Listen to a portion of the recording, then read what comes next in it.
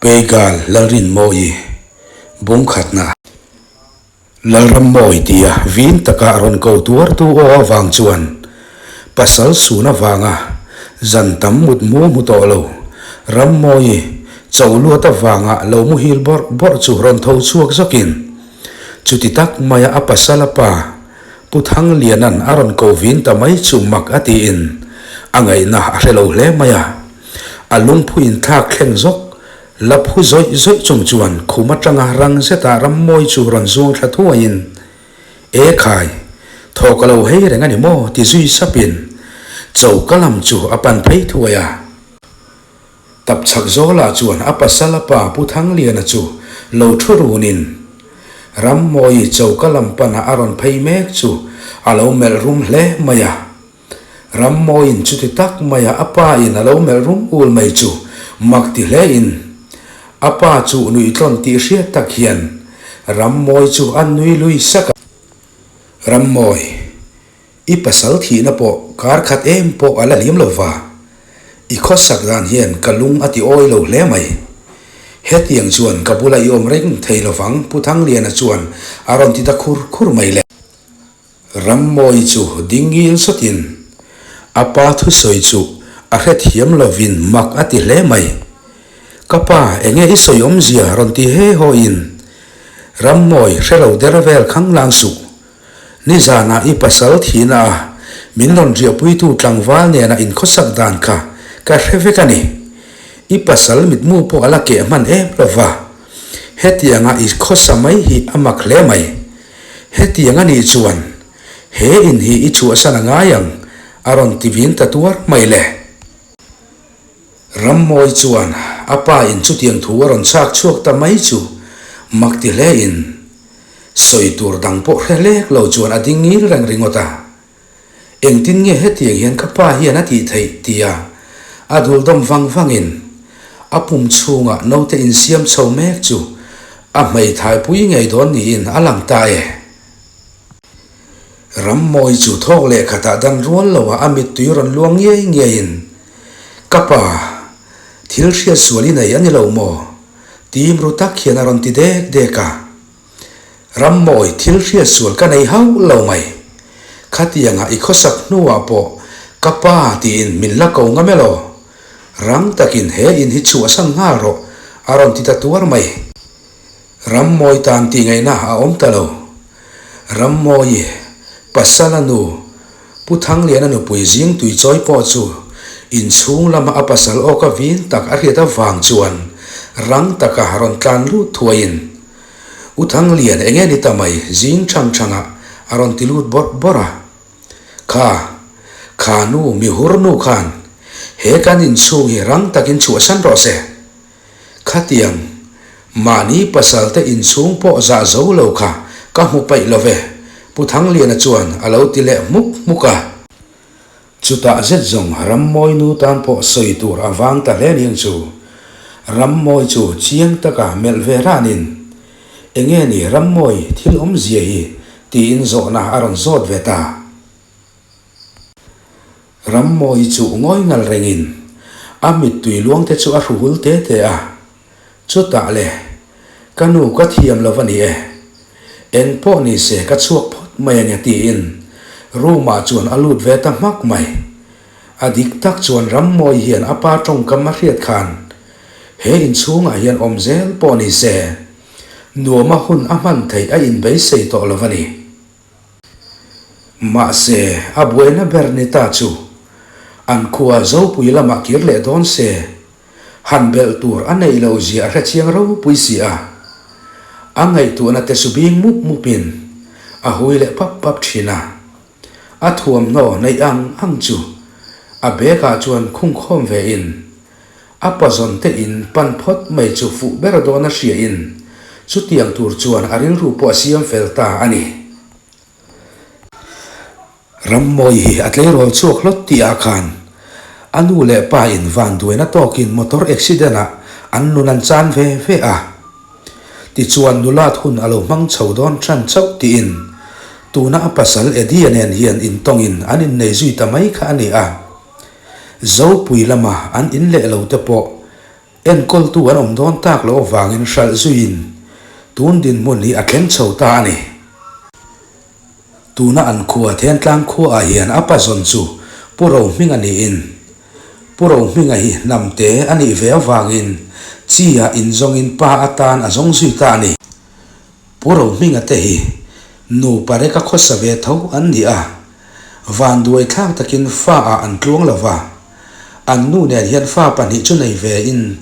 ma se van duai thak takin an fa te hian kum an chiar chho ve don tran chau tia an boral san ve ve ani hen an hun ton te awang hian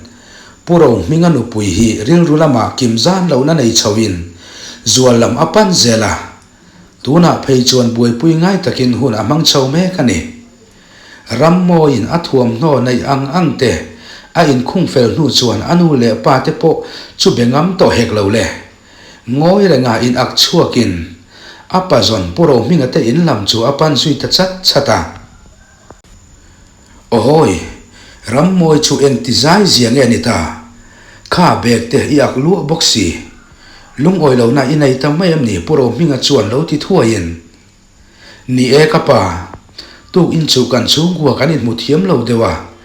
lo thei lo wa karon ho ngai ni hi rammoi in an ti chuan e khaya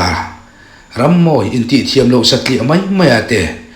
mani in chu asan tura ni ngai hle ne i pasal isun na po ala rei lova mi te nga ya po amoy lova nge enge in mu mo na chu ni re nga puro mingan anti le chuan a kapa ka sha thiam bik lo tu in chu kapa son khohar in ariak rai bik zam lian nen son ni zan na ma in khosa du ne min ti tlata eng ma chu tiang thil thlenga om der si lova an in chu asan tura min ti angin helam karon panta ani hi rammoi an ti chuan puro hminga chu ameng zau ko ka ani mo chu tiang na chu thlamuang takin omang che hei khosak te po kala rel zo lo dewa kha mai an te kha lo baila cho te han ei photila uluk zokin rote kan la rel thale donia puro hminga chuan ti zung zungin rammoi po chu atho huai huaya a trul chu ti zui ve sok sokin rei lawa tuk chuan po an pei thuai reng ani tuna chuan rammoi po apazon puro hminga teina chuan zan thum zet ariak vele ta chung ko nu berla bui pui ngai em ani awangin le lama chuan puro hminga po chu alom ru le a khosak re le in chung chet a ol tangot po chu nuamati in man la ati hle mai zan nga na aron her chu meu chuan rammoi chu zan lam amumu mal lo thin bok nen ton mang rama apasal edia nen hun mang dun mekin amutui em maya zan lai dar som pani ari to hi alanga ti vela chuan ari zai chu ron trom pui tu anom ta thlat mai apasal edia ne na ton mang lama leng dun me kan ni awang te po aniang har mai atum lo hle mai sia hetia tui tak mai amut bor lai hian amal pui chung mat mai chu du tho tak mai ron zut vel tu kut chuan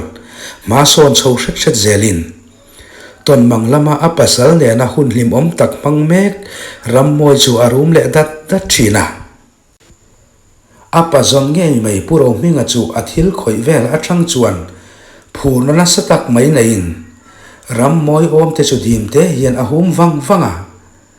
rammoi ron rum le dat thin an hriat chuan puro minga chuan rammoi hian alo nial ho lo nia hriat na nein atop thlen pui atum tang ye nge a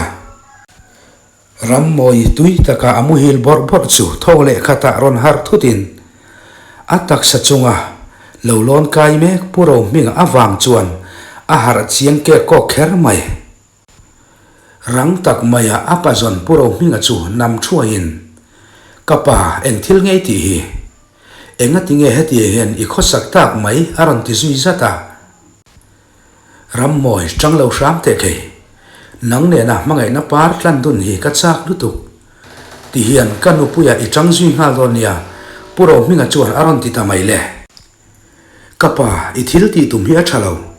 en de so kanu poina ron thlir reng che so không ai hết tiếng hít chuan ti lâu sám tệ ti pa chuan ram moi chuan thọ chùa mấy anh tuma alo mu tui lu tu khan a thuam no lo in phel de ovek to hi a helovani ram moi không ai kang ye na che hei le chen hi inu ni khualo wangin nu panun po kan mang to lova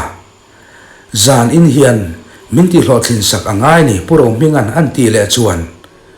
ram moi chuan apa puro minga chu avan ten tak em kapa heng thil hi kati thei lovani tuna hian naw ka pai me ka he ka falo piang tur hi ti bol hlo ka du lovani aba ka ifanu ka nia hetiang hi chuan ti su ram moi an ti le chuan ram moi ka thui oi don lovani chuan apoi khopang idu le tho han tum chin la ti pa chuan ram moi ngonga chuan chempui hriam tak ti hriat tak hian aron chuk tu ataran mai le kapa ti lo sam ro khongai takin ka nge na che so kanu poi na thlir reng che so i khongai na ka ngen tak zet che ni ram moi na an ti chuan om zia om talo atak sa du tho tak maya ron nok zok zok tu puro minga chu thozi huwa muamin rei ngial nuwa chuan puro minga chu ram moi sira chuan zoi deuh takamut hain ram moi he ka in hi chu asani tumemo zan ina kan hun man hi soi chu ke mo ani vai chuan inun na hian atuar nge yang le ti khan ka thu oi takin om la ini lo ani mai ti in puro minga chuan vo zui le in ram moi tan po ti ngai na om talo ram moi bianga mi tui luang nge te chuan ban zai rel lovin a mai hup chung chuan a trap ta tlok mai hei hi pega larin moi nu piram moi hun ton chu ani ram moi chu a hun ton te repa wang chuan ril runa rum phong in an khuwa zo pui lampan le don ma se han bel tur anom der to silova eng tin nge ama lam huna tan ro man na ana izui tha kang le du lo te ma se apa zon puro minga thu anga a om zui mai chu angai don ni in alang ta hun le ni te aliam zela ram moi po adul akiar lu tamai heti mek lai hian puro minga hi tar hur kan tiang chi kha alo nian yang chu ol zan nei atum hau lo maya ram moi po in tran han kho ve view thin ma se puro minga chuan khum pui akai pui zan din tamai ani hun le ni te aliam zela Christmas urlok zan po cholkar ni chau a om to ti a chuan ram moi po pum du lovin aron tham chan ta nawa vai chu ani ta der mai ma se ram moi le puro minga khosak dan hi ze breng thei ni hek lo le aruk te atlang thangin mitam zok chuan ram moi hi andemin rap thlak an ti hle a hek te awang hian tu ma in tlo po an tlo po meu lovani hemi zan po hian puro minga chuan a thai anga ram moi naw vei chu buai pui ve bokin ram moi hian naw han nei tha thut po ni se puro ming he chuan a char thiam om der si lova var tian bo a rol moi ten mun tin mual tin maya chuan in chon tluar kho pa ro ron chu in chung leng sawa te po chu an chiar chul to a heti mek lai hian ram moi pum na lu tuk po chu rum wang fangin puro minga chuan tuite lumin athai ang chuan a boi som ve mek boka ram moi hian naw anei voi khat na tur ni ma se van nei thak takin a har lo maya no te chap ngak thom aron rik meu chuan ram moi po tho huai in apasal edia amitha aron lang wanga edi tuna chuan mi bol lo mai kan ita sia ente hei iti sena tranga ka rin ifa nge kan esin ka van ngai tak che em tia trap zoin ram moi hi a in sum zo mol lovani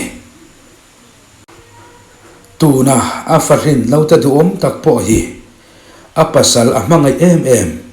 edi larin oma ming choin larin omi ti a minga sa in hei hi pegal larin ominun bul in tran na chu anita ani piram moi po anau nei na awang chuan hliam te nau te nei neu neu ma se apa puro minga hian nom chen na tui pue leu pui ala tumru le a o puro ming iti ma ma deu chuani zan hun aron her chu apianga tra na le she om ti na ma chon tu piram moi po in aril ru siam ve sop sawin heti ringot chuan ko om reng thei lawang eng po ni se he ka tan na in atang hian ka chu athu ya tu lani turu ne vin chu tiang tur chuan aril ru po asong het ta le a hun le ni te herliam zelin Christmas urlok zan khen tur pon zan khat chi a om ta amizaleng te chuan an maloka nau piang che bei buk tura an ril ru ngei tu na te seng to hlomin mun tin maya chuan siam pui sai lo le lal ruat moi Christmas la sak te chu a in chon tluar to a hem zan tak hian ke thi pilam te point karol hun mangin ven mong lama changa kholai fangtanin akuang phone liame ti la nge mei kha an sadup dupa heti la hian piram moyero in alo ruam han lok to in hun rem chang ma sabera puro minga in chu san wang hi atum ru le ani thalai ho kholai fanga zai thom po are thiep ta ti a chuan piram moi po amut na atang chuan in pen kang deuh themin in chung thim deuh muk mai chu an mel kuala ma se atum lok angin thil akal le don ta tlat lo puro minga chu akhum kiang maya chuan lo ding ngoi le reng to in bei sei zong anei ani le mel ta khop mai ram moi in akhum bul maya puro minga lo ding reng an mu chuan phu deuh zokin ma se buayaro atum ta hau lo mai putar ten ompa zan in chu idu tok pialam ka thlen puyam che ma se nang hian ke ni no fa hi ben mu zui le to ngai lawang ichak boka idu chu han ti ta che tiru sapin chaw na pachin chu atum mer khop mai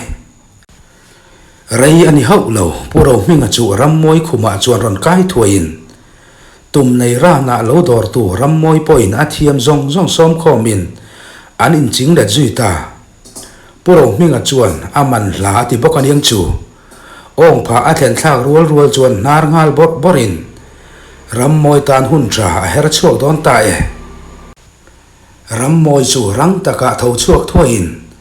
puro minga tos lai chu la zui zatin a fa sen te rin moi chu po zui thoin zan khot him muk noya chuan pan tur lam em po helo chuan a ko chuak ve tangot mai ani zan khuwa thim bok nen eng tum kom ber nge a zo anga eng tin nge huna man zui ze lang ti chu hria thiam har takani ole tikhan bung khatna kanan chiar zawa bung ni na hian rin moi pegal aron lang chan dona he thon tu hi zirtir nei thatak mai tura ruam manania tun lai thalai tena an boi pui mek ani bok nen ngai thang no min ti lok pui nge ke bai se ya ngai thatu zong ten kan channel te min lo comment saka min lo like saka la subscribe lo te pa min lo subscribe sak vek turin kan ngen mol chewani e in za vain mang tha vek u